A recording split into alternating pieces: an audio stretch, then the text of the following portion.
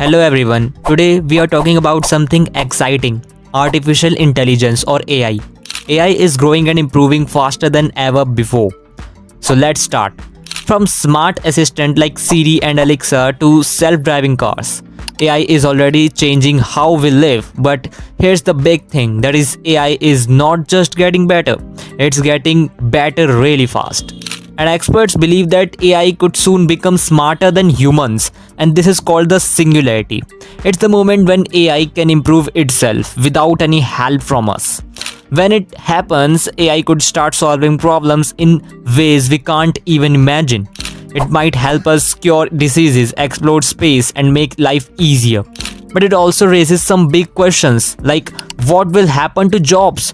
How do we control something smarter than us? And these are questions we need to think about as AI keeps growing. So what do you think?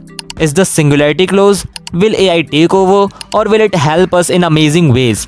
Let me know in comment below and don't forget to like and subscribe to my channel.